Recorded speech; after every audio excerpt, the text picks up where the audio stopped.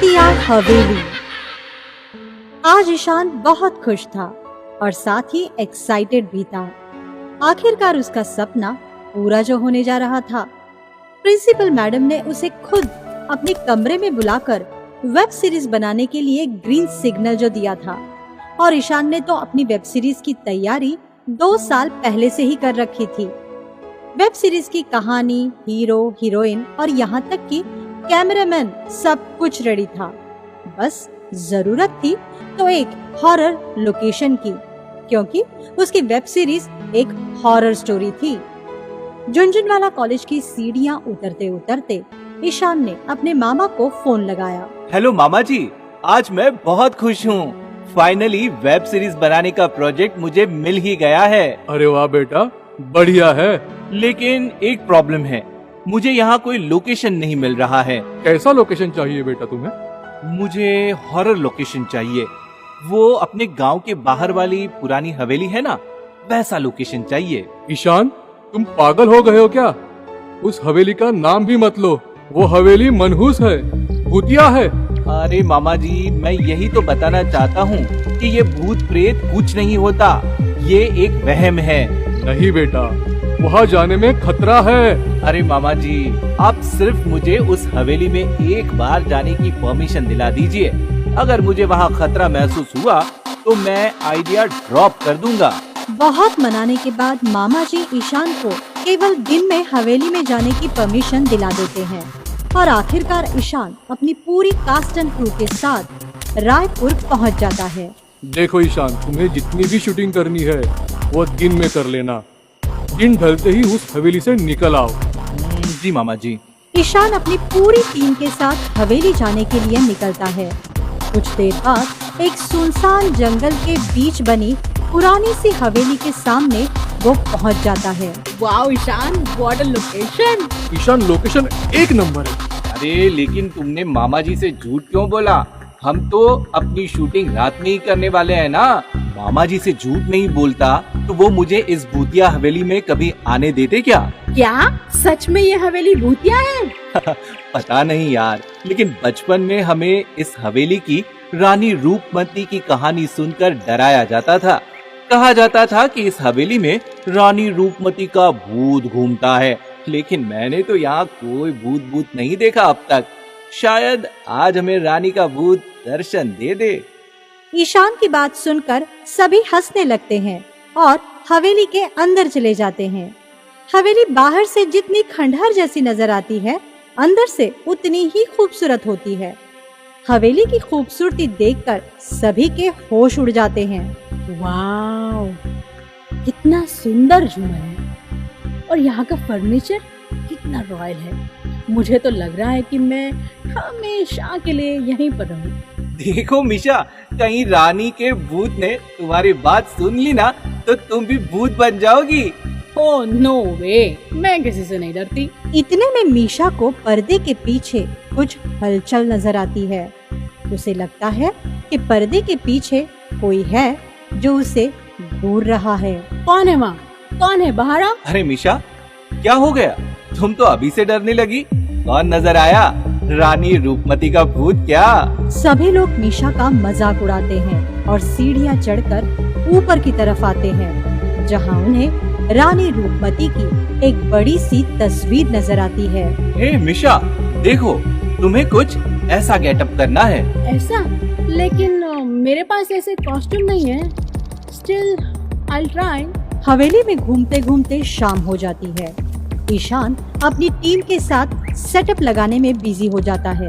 वहीं मीशा नीचे के कमरे में तैयार होने के लिए चली जाती है। रात के ठीक 9 बजे पहला शॉट शुरू होता है।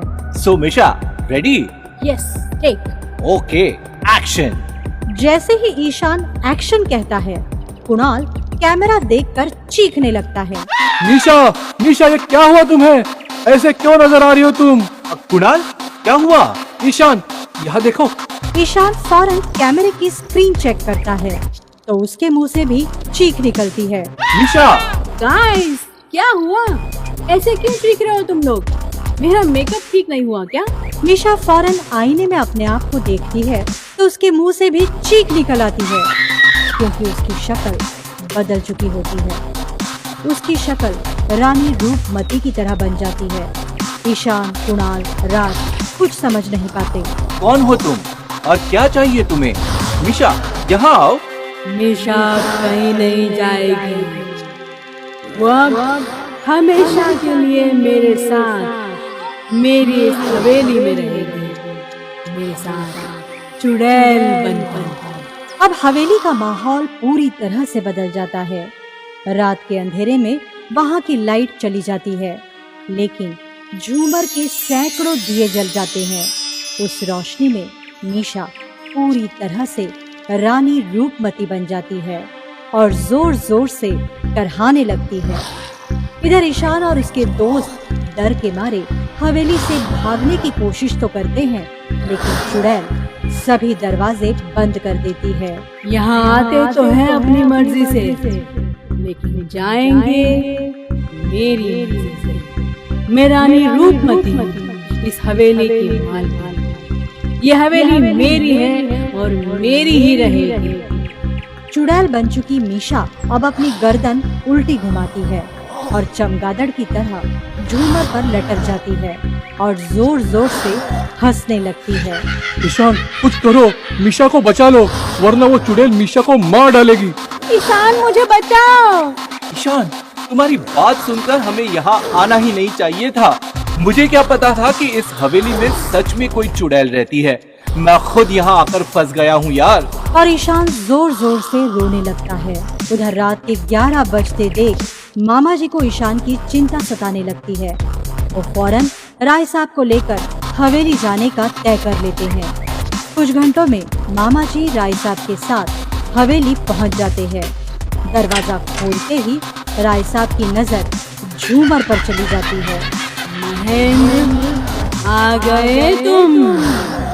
रानी माँ, कब तक हमसे बदला लेती रहोगी? अब तो हमें छोड़ दो। इन बच्चों ने तुम्हारा क्या बिगाड़ा है?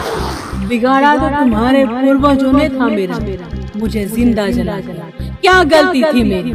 राजा साहब ने सौतन लाई और मुझे घर से निकालने की साजिश करने लगे, और जब मैंने आवाज उठाई तो मुझे जिंदा जला दिया।